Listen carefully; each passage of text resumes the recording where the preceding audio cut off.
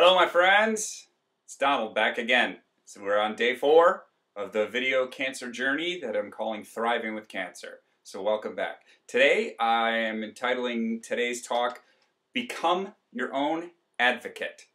And this is a little bit more, I guess, business-like. This is kind of the business side of cancer, if you will. And believe me, it's important. It is really important because we're going to cure you, right? We're going to get you beyond this disease. But there are some things that can and may happen to you in the future from a business standpoint that we can directly affect today. And we want to make sure we're doing that now.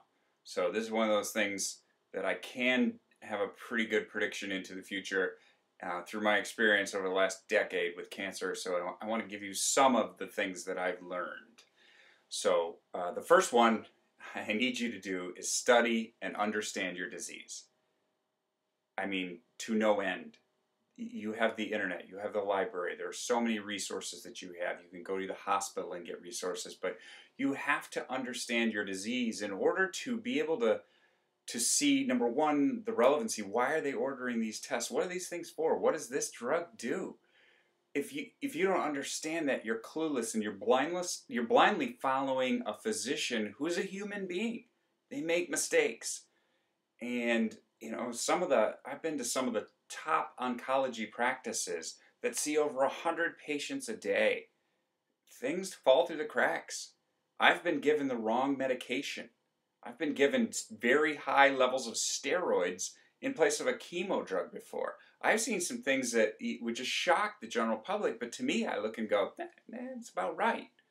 It happens. So you need to understand your own disease. That's the number one thing. When you're meeting with your physicians or when you're meeting with nurses or whatever, bring a recorder, an audio recorder, or at least a notebook and jot things down so you can remember them later. Ask lots of questions. The more questions, the better. And ask them until you're comfortable with the answers.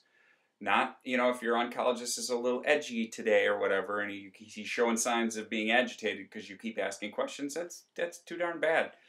Ask those questions until you're comfortable with them. So that's the first thing. Ask questions about medications and drug-to-drug interactions and what can I expect as a side effect of this drug. What is this test you're ordering? What is this for? Do we really need this? What is the likelihood of my insurance paying for this? How much of this will my insurance pay for? How much am I going to be left? What's this going to cost me? I mean, these are all vital and absolutely relevant questions that you should be asking. So that's the first thing, is really understand your disease.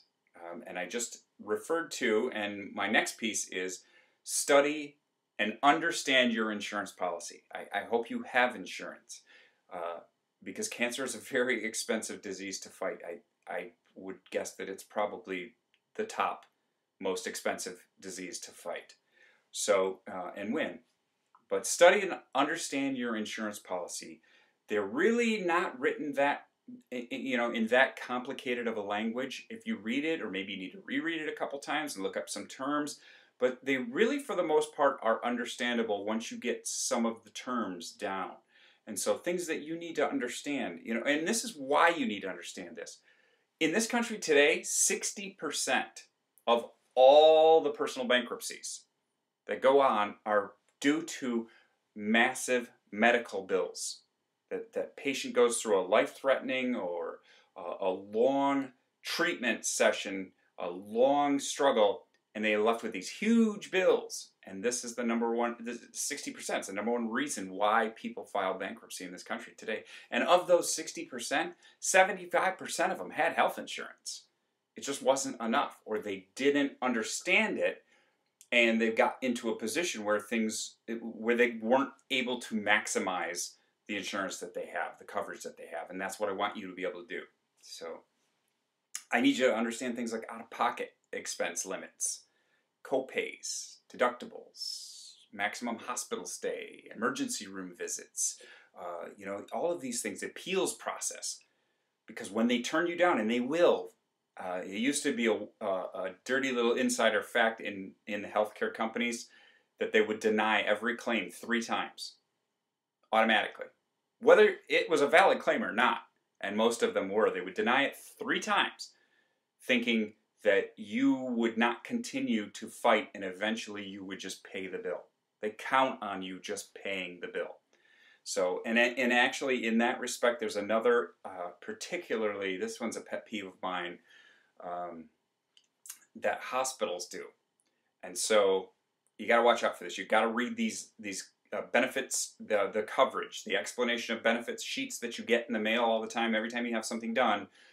Before the bill shows up, you'll get something called explanation of benefits. And it varies how long the time in between the two is by who your insurance company is.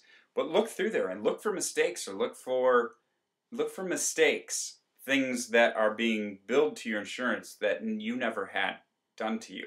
You know, look for those and call the hospital, call their finance department and call them out on it and make them prove everything that you suspect is not a legitimate expense. Because sooner or later, yeah, you have insurance, but sooner or later, that might just be money out of your pocket.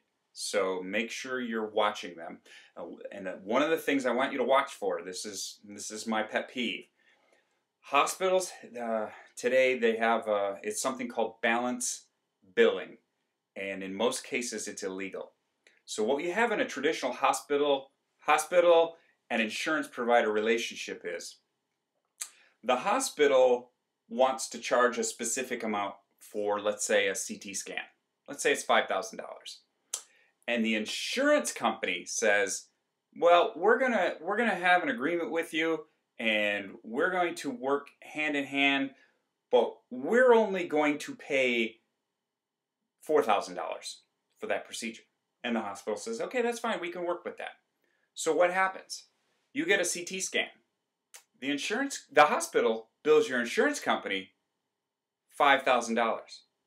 They already know that the insurance company will only pay $4,000.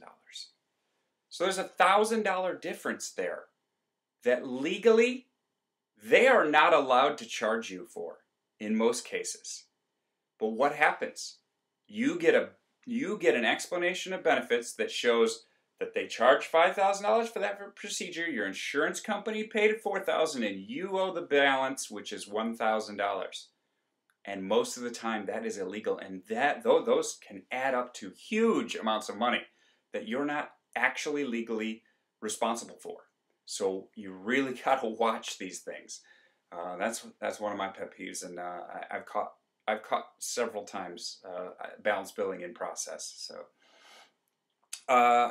another thing that you can do is take advantage of, do some research, and there's a lot of resources out there. One of my favorite ones is the wellnesscommunity.org. They do a real good job of covering all kinds of topics. There's lots and lots of different websites out there and communities, online groups though, you know, as far as cancer support. So just take advantage of them, do a search for them. The Wellness Community actually just came out with a paper. I think you can find it on their website. It's called Frankly Speaking About Cancer, and it's coping with the costs of cancer. So it's a nice little white paper or PDF, whatever you want to call it, you can download and really take a lot home from that. And these are the types of resources that are out there if you're becoming your own advocate and searching for them. They're not just going to walk up to you and announce themselves, introduce themselves, and say, hey, I'm here to be your teacher. You know, the last thing I want to leave you with is teachers like myself open doors, but you walk in alone. So become your own advocate. That's my message for today, and I will see you tomorrow for day 5, final day.